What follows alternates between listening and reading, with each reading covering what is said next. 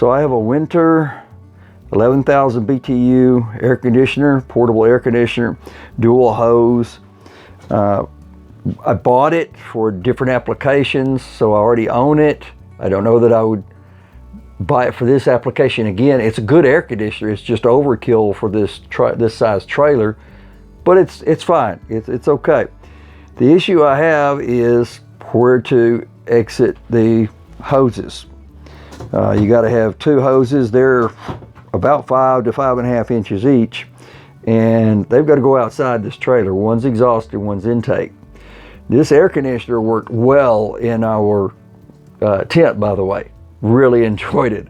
It kept the tent very comfortable. So if it can do a tent, it can definitely take care of this cargo trailer. It's the only place I've got that have any room in the trailer where we don't already have something occupied is this space. Well, that presents a problem I'll show you outside. The problem is the space between our water tank, our gray water tank here, and these two storage tanks here. I don't have the space to put those side by side, those hoses inside. So the plan is to put these two tanks behind the rear axles and put the air conditioner hoses exiting out in this area here. Okay, I removed the tanks outside, and now I have laid out on my tile, I used a Sharpie and laid out where I think the hatch is going to go. The Whynter air conditioner comes with a little attachment like this, and I butchered this and cut it up for a different application, but the hoses still are spaced that way, and so I'm kind of keeping with that spacing. So the part that the spacing of the hoses fits really nice in this hatch. So what I did now is I drilled 3/16 holes in the corners to get an eyeball underneath of where all this is going to come out. And it's a good thing I did. 3/16 holes, a small hole, we can fill them back in and touch it back up. It's not that big of a deal. These two holes are right on top of a steel cross member, and that's going to ruin my plans. So we've got to move the whole thing closer over here, and we may have to shorten the whole thing down an inch or two. I mean, we really got to tighten this thing up to get the hatch exactly where we want it and not interfere with this steel cross member that's right here. Now I've got a layout. I had to shorten the length on it a little bit. I marked exactly where the edge of the steel was. I need 3/4 of an inch for a board underneath there, and you'll see, in order to put the weather stripping on. So I needed some space away from this case, and I needed some space away from that steel to be able to get this done.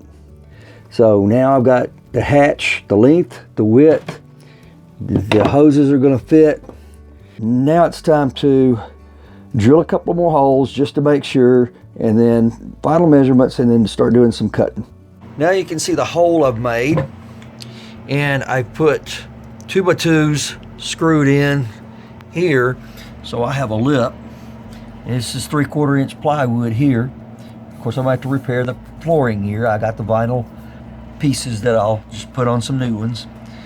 But I cut a 3/4 inch piece of plywood to fit in, like that. This is the wood panel that I'm going to install that will have the hoses attached to it.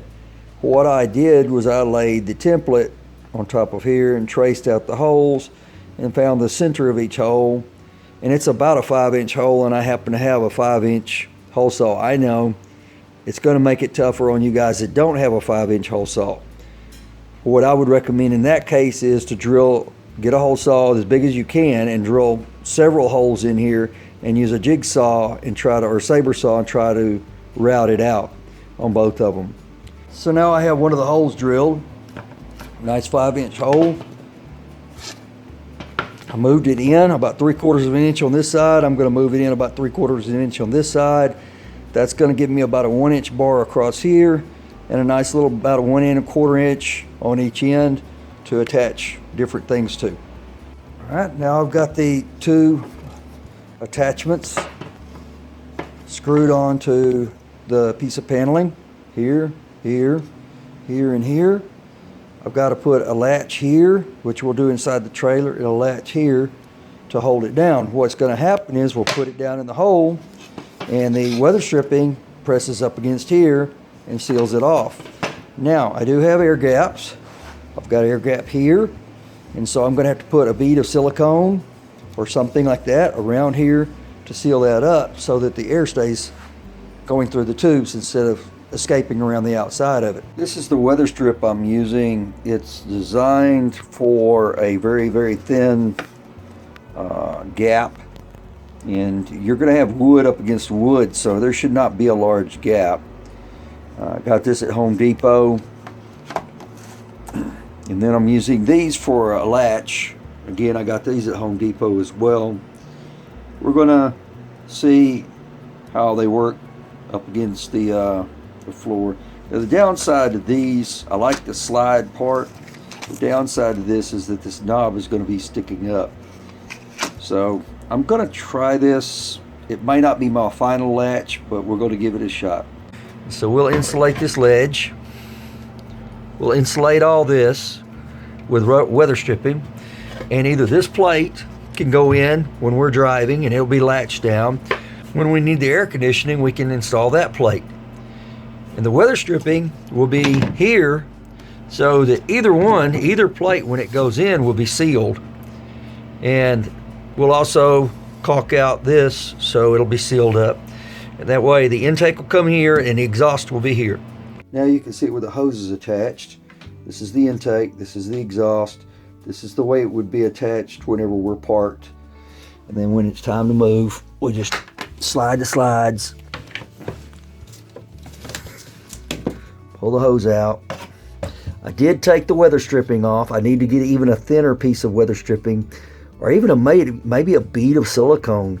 It's got to be a very, very, very thin bead. And then you lay this back down. Oops, got the plate backwards. Lay it back down. Slide the slides. And we're done.